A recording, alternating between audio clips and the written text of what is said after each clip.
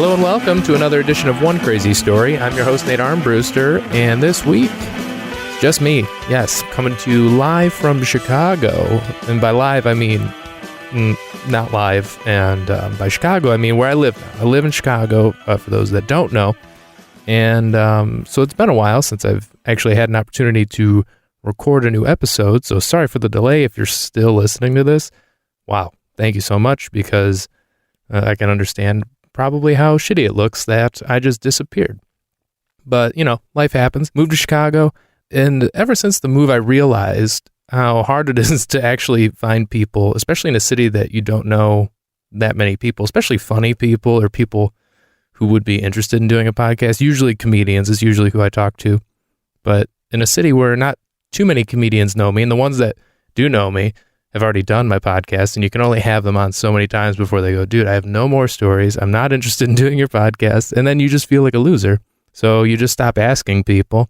And that's where I'm at. That's how I ended up here in my bedroom closet, surrounded by all of my clothes to hopefully just block out the noises of the city. And by the city, I mean the cement truck out front, the schizophrenic guy that keeps yelling, my neighbor's dogs, you know, so hopefully this is a pleasant listening experience for you guys. I tried to build out this little studio, and by studio, I mean my bedroom closet. Currently 3 inches from my face is a shirt. So if you could just picture that, I mean, it smells good in here. It smells like clean laundry. So like I said, if you're still listening to this, thank you so much. And if you're just finding me, because I've been kind of telling people at my shows about the podcast, and although it's been a couple months since I've posted an episode, there's like 120 to go back and listen on. So I feel like new people can still get something out of it. So if you're just joining us, thank you so much. And hopefully you're enjoying going back into the archives. And hopefully you don't mind me not having a guest this week. I'm pretty fortunate to be able to work all over and perform telling jokes to strangers just about all over the country. And had a lot of cool experiences, but the last couple of weeks have been a lot of fun, actually. I recently made my triumphant return to North Dakota. It's an interesting state, that's for sure. I mean, it is.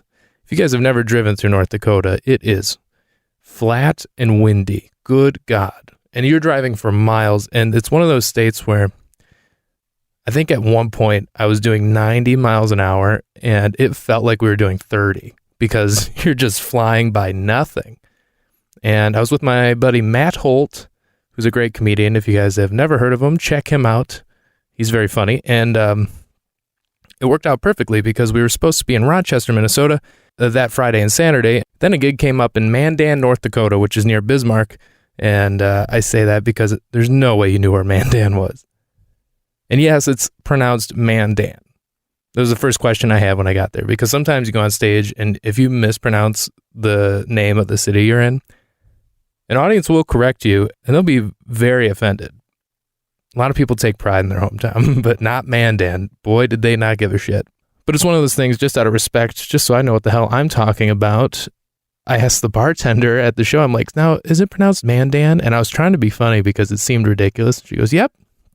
I was like, really? It's pronounced Mandan? I'm like, you're not just messing with me. You're not just setting me up to look like a moron, are you? And she goes, no, it's seriously pronounced Mandan, which anybody else in the country would call it Mandan. Mandan sounds like the way somebody would pronounce it just to piss off somebody from Mandan. But the show, actually, surprisingly, a ton of fun. What a great crowd. Who knew? I mean, sometimes these small town shows can be brutal, but sometimes they're the best shows because the people that live there really appreciate you coming out and doing a show for them, because, you know, sure as hell, they're not getting entertainment regularly. And whether or not it's good, I mean, I tried my best. I hope it was good. So if you met me at that show, if you saw that show and now you're listening, thank you. Because I think that means I did a good job. I hope so. But then from there, you know, we drove over to Rochester, Minnesota, great comedy club in Rochester called Goonies Comedy Club. Matt Holt and I were there again that Friday and Saturday. Oh, before I get to that, weird. It was such an interesting show. It was a great show in Mandan, but one of the funniest parts of the show, and I didn't even mean for this to happen, it's just like sometimes you get a random heckler situation, you know, and sometimes it can be very funny, and it depends on how you play it, you know. Sometimes, I mean, like, sometimes hecklers are just drunk, but they're having a good time, so they don't really mean to be rude. And I'm somebody that likes to just have fun with it. I mean, I've seen people really embarrass hecklers, and sure, they had it coming. I mean, if you don't want the comedian to say anything, you just don't interrupt the show. But my general attitude about it is just like, well, let's make this fun for everybody. I mean, I don't encourage it, but if it happens, I try to not hurt anybody's feelings. Unless they're rude to me, then I'll go for the jugular. And I've done that too, and that's always uncomfortable because then you just feel like, I mean, it was called for because you're the entertainment and you got to be in control of the room, but sometimes you're just a guy, sometimes the only difference is the microphone. I mean, we're all just drunk, like in the same room, so like, then you just become a guy insulting a guy. I mean, even though it's kind of, you're protected by the show, but it's the only time in public I've ever actually called somebody an asshole to their face. Anyway, this heckler in Mandan, this is like these two guys that were twins, and they looked exactly like Jimmy Fallon. I said that to 4 people, and they all agreed, which for that night was like 50% of the audience. So I think that's pretty good numbers as far as people agreeing with me on shit. So they were kind of like just a little talkative throughout the whole show, but nothing like too distracting. They were kind of in the back of the room, and I just ignored it. I was just opening the show, so it didn't really matter. And they weren't bugging me. I mean, I could see it happening, and it was bothering me. So I was ready in case something happened. And then finally, I asked the audience a question, and this guy was like, they just yelled out, "Our mom's a slut," into a room full of strangers. And it was probably the funniest thing because it was completely uncalled for. There wasn't a leading question. I didn't ask them if their mom was a slut. I didn't ask them a question that called for an answer about the sexual history of their mother. It was definitely random and hilarious. And, you just kind of move past it. And I can't remember what I said to them, but I don't know. I just thought it was hilarious. It's just like the weirdest heckle. It's just like, well, I guess so. I mean, I guess your mom's a slut. I mean, I believe you. Like I'm not gonna argue it. But who says that? Who just say even if it was true, would you yell it out in a room? My mom's the best mother you'll ever meet, but there's nothing about my mom's life that I'll tell other people about. You know what I mean? Like, not especially like her personal life. If your mom's a slut, just let her. Just why you gotta put her business out there like that? It's Mandan. It's a small town. Odds are somebody at that show knows your mom. It was like really weird. And I was drinking Corona on stage that night. And after my set, I walked off to the back of the room, which is only like 20 feet. So everybody, and it was horribly lit. So everybody could just see everything. If you just felt like you were in like a cafeteria, it was really weird. So I just walked to the back of the room to sit down to watch Matt go up. And then the bartender walks over to me. And by the way, the bar there, you felt like you're in your uncle's garage or something. Like, yeah, we got a fridge. We set up this set of plywood, put together this bar, and we put, a couple people there just to, you felt like you were just in some guy's garage. It was really weird. But the bartender walks up to me with a 6-pack of Corona, like as if she was going to give it to me. And she hands it to me and goes, "This is from the guy whose mom's a slut." And I was like, what? I was like, why would you? All right, thank you. And then I'm watching Matt for less than 5 minutes. And then the twins come up to me and they're like, "Oh, hey, we thought you were pretty funny. And we wanted to buy you this 6-pack for just because we liked you." And I was like, really? Thanks. And then they left. They just left after that. It was just really weird. Like, what a random, it wasn't like bad. It was just, it's one of those things where I'm like, what is happening in my life right now? This guy, like, this is an interaction you have when you're a comedian. Like, nobody else has had an experience like that. Nobody else just goes to work and leaves with a 6-pack purchased by someone who was kind of an asshole, but they also really liked you. But their only way of showing it is just yelling out while you're working. Anyway, the next day we drove over to Rochester, Minnesota to play Goonies Comedy Club Friday and Saturday night. So this was a nice little run. We did Thursday, Friday, Saturday, Thursday in Mandan, Friday and Saturday in Rochester, Minnesota. So if you're ever in the area, check out Goonies Comedy Club because the place is great. Small little room inside this restaurant called the Crooked Pint, which is great food. Some of my favorite weekends on the road are when you're sitting in the restaurant after the show with the other comics, just shooting the shit, hanging out, eating, drinking, having a nice time. Doesn't happen every week, but when it happens, it's like, it just makes me want to keep doing comedy. Like those nights make it worth it, the other awesome thing about this weekend is the hotel was walking distance from the club. And it's nice because if you want to hang out and drink and have a couple, you can just walk back to the room. And that's what we did. We closed down the bar and it was a lot of fun. We hung out with the MC, who was this really funny kid. When you show up in a town you've never been and you meet a local comic who, you don't know, and he's probably newer, which in this case it was. He was like 6 months in, and he was really nervous to go on stage. So we started talking about comedy and stuff, and we just kind of had like small talk before the show, and then we do the show. The show goes great. And before the show, I'm talking with him just about comedy or whatever, and it's just us two. He goes up, has a great set, brings me up. I get off stage, and then he's sitting with this girl in the back of the room, and I go, oh, that must be his girlfriend or something. And I was like, I'll introduce myself, or I'll go talk to him after the show, because Matt was still on stage. So I watched the show. Matt crushes. We're all having a great time. And I told the MC that Matt and I were going to eat after the show if he wanted to like hang out with us or whatever. You try to be nice and, you want to make friends and stuff, and you want this kid to have a good experience with you. So I walk over to the table and I'm like, hey guys, Matt and I are going to eat. So if you want to sit with us, you're more than welcome to, or if you guys just want to hang out by yourselves, that's cool too. And it's kind of awkward for a second. There's like a little beat, and then they look at each other and they're like, I guess, if you want to come over and sit with us, because they already had placed their orders or whatever. So Matt and I go sit with them, and we're talking for like a good 10 minutes before it is revealed that these two are on a Tinder date, and they had never met before this night. And by the way, he's like 20 and this girl is 19.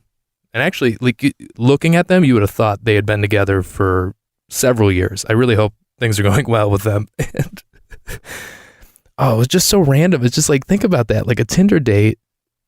They met 2 days prior to this, and then they just start texting. And he goes, well, I'm a comic, and I have shows this weekend if you want to come watch. So he had just invited this girl out, and they sat and watched the show. I thought this whole time that they were in a relationship. Turns out they just met that night for the first time. So what do Matt and I do? We bother the shit out of them. I mean, we ask them every question. It was kind of fun, actually. It was like a game show where like, all right, this is your first date. We're going to ask you every question that you're too nervous to ask. So it got real honest real quick, and it was great. She came back the next night and hung out for the second show too. So, I mean, I think it went good. I mean, they seem to really hit it off. So I hope they're doing well. And if not, just hop back on that Tinder, I guess. So shout out to those guys and Goonies Comedy Club in Rochester, Minnesota for having me out. It was a lot of fun. The other nice thing too is, Rochester, I used to live in Detroit, so the drive from Rochester to Detroit, crazy. I mean, it's just long, and that can get tiring, but I only had to drive back to Chicago, so that was kind of nice. I've been in Chicago for about 6 months, and I love it so far. It's been great. It's different than Detroit, but there's a lot of similarities. Just a big Midwestern city, but Detroit's so suburban, and everywhere in Detroit, you take a car. You don't walk anywhere. Like in the first 26 years of my life, the times I've walked more than a mile to get somewhere, slim to none. I mean, you drive everywhere. I lived 1.5 miles from school growing up. I never walked. I was either driven, and then eventually I took the bus, which, what the fuck? It's 1.5 miles. I was such a fat kid too. I could have used the steps for sure. But now that I live here, it's just easy to get around without a car. So like I walk just about everywhere, and it's just a big change, because in all the elements, it like rain really affects my day now. It never did when I lived in Michigan. I'd just be like, well, I'm going to run to the car now. That's it. Because you drove everywhere. You didn't walk anywhere. Here I'm walking everywhere. Like I used an umbrella a couple weeks ago. First umbrella I ever used. 27 years old. I've never touched an umbrella in my life. But it's funny, in the city, living here, it's like not a big deal. I walked 3 miles today just running errands, and it felt great. So if you live in a big city, I bet you can relate. But if you don't, maybe get out and walk more. Because it's funny, like there was a Target that's probably a 15-minute walk from the house I grew up in Michigan. And I never walked there, even if I needed like a few things. It's like, why did I never even consider walking there, even riding a bike? Like, what a lazy piece of shit. But now that I'm living here, I'm like, yeah, sure. Where's the nearest Target? 3 miles? Okay. I need shampoo, man. Oh, also, I'll carry that bag 3 miles and not give a shit. Like, it's so funny how you just kind of change with the environment, I guess. But I like it a lot. I interact with a lot more people, too, on the day-to-day. I mean, like, I could walk a mile, and I've encountered 40 or more people. That's crazy to me. And you just see just so much activity. And the area I live in Chicago, is pretty residential. And last weekend, walking down the street, and all the streets in the section of the city I live in, or just about the whole city probably, really, the fastest speed limit in the city's got to be like 30 miles an hour. But if you're driving through a neighborhood, it's like driving through any old neighborhood, go slow, be cautious. There's a stop sign at every corner. Don't be an asshole. Just normal rules. So I'm walking with my girlfriend and her dog down the street. Speed limit on this street is 25 miles an hour. And it's a pretty walkable street. There's like we're like a block away from the train stop. So it's pretty busy. It's like 5 o'clock in the afternoon on a Friday. Everybody's in a great mood. It's like, all right, weekend's here. Got the kids out. We're going to go enjoy the night. The weather's great. And we're walking. We're the only people on this stretch of this block.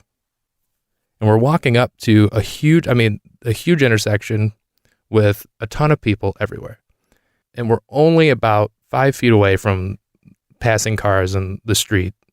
And I've always wondered how I'd react, because I knew this would happen eventually in the city. I would witness some sort of altercation between some people and hopefully not get involved. But you just always wonder. I've always wondered how I'd react in that situation. Like, would I do the right thing? I hope I would do the right thing and like try to help somebody who's, maybe being hurt, or like call the police if I'm witnessing something, or like just somehow do the right thing, whatever that right thing is. And this was my chance. This was one of those times where I'm like, I might have to do some shit here, And I hear coming behind us, you can just tell when like two cars, I'm like, oh, that is loud. There are 2 cars and they're going way too fast. You could just hear them, and they are flooring it. Like they're going at least 50, easily 50 miles an hour in a 25. And there's sidewalks 2 feet from you. You know what I mean? Like anybody could just run out, cross the street, and just not see it coming. Everybody has headphones in, which is the other fascinating thing about walking around in the city too, is everybody has headphones in. Nobody hears anything. I see people walking around with Beats headphones at 11:30 at night. I'm like, you really trust everybody, don't you? That blows my mind. Anyway, so I hear these 2 cars coming, and I immediately can tell that there's a problem, and I see him pass him. Mind you, it's a 2-lane road. Had anybody been there, you're screwed. Somebody's going to die for sure. They run through a stop sign, going at least 50 in a 25, and they're just road raging. That's what it seems like.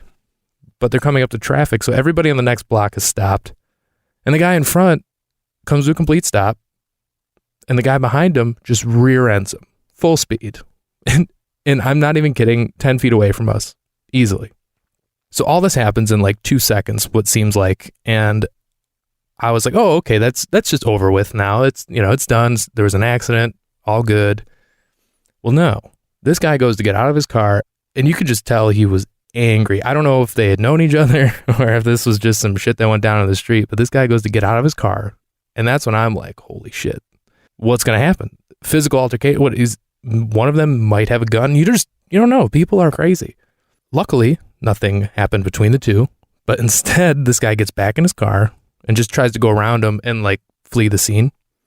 Well, this guy just Grand Theft Autos it and runs into the side of him, pushes him up on the sidewalk to the corner where he tries to run away. And everybody's just watching this happen because you're like, oh, that's crazy, an accident. Well, no, this is just assault now, with a vehicle, with complete disregard for anybody on the sidewalk, the potential deadly nature of their choices. Oh, it's fucking crazy. I've just never seen anything like this. You thought you were watching a movie. So this guy starts going down a one-way street, but going the wrong direction. but it's blocked because there are cars coming. So he just backs up into the car full speed. What's funny about it is like the whole time you're watching this, I'm like, oh, he's not going to just like, oh, he's stuck.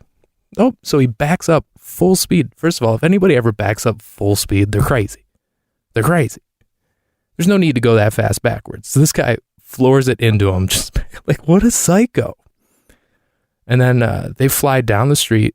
And I mean, I don't know what happened. All I saw after that is people running. And then about a quarter of a mile down the road, we just heard a huge smash and a big plume of smoke. And I was like, holy shit.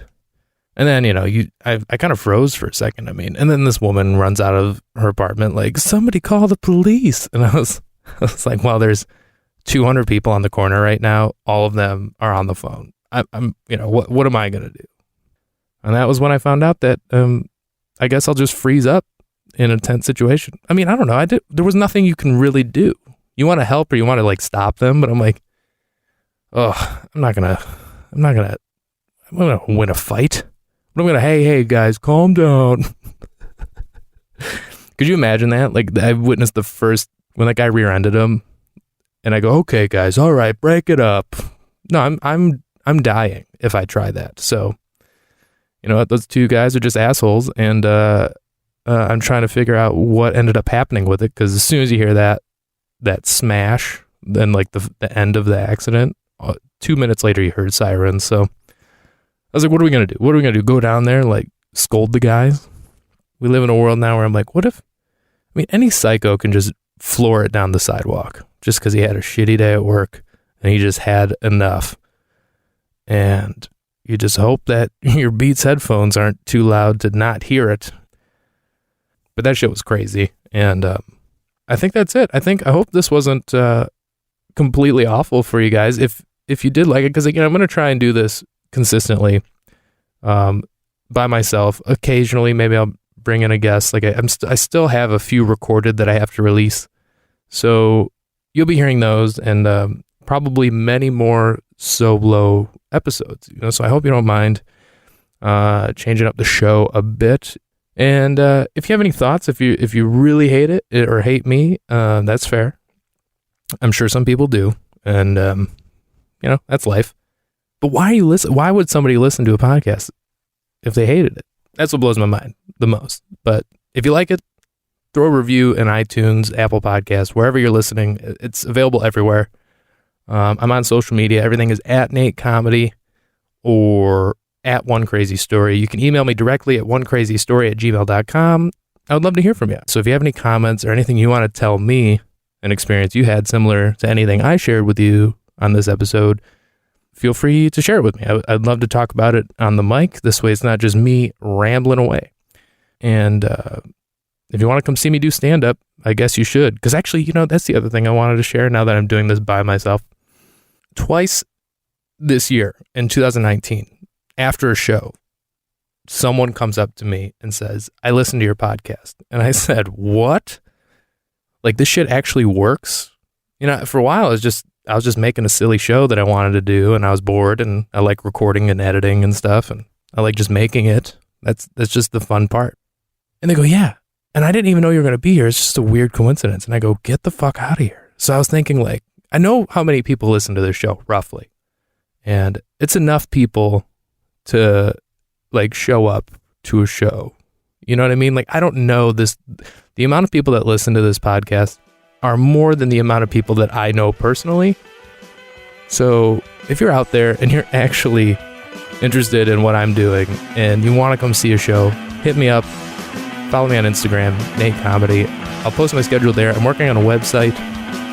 That costs money because I don't want to put up just any old shitty website. Like, the website's ready. My amazing girlfriend made it for me, and it looks great, but it costs money. So as soon as I have the money, my website will be up. I'll update my schedule. But in the meantime, go over to Instagram at Nate Comedy and hit me up. I'll tell you where I'm going to be. I'll post my schedule, and I would love to see you at a show. And maybe we can turn this into something a little more than just a silly little podcast. Thank you so much for listening to this. I really do appreciate it. If you enjoyed it, tell your friends. Anyway, thanks so much, and I'll talk to you next week.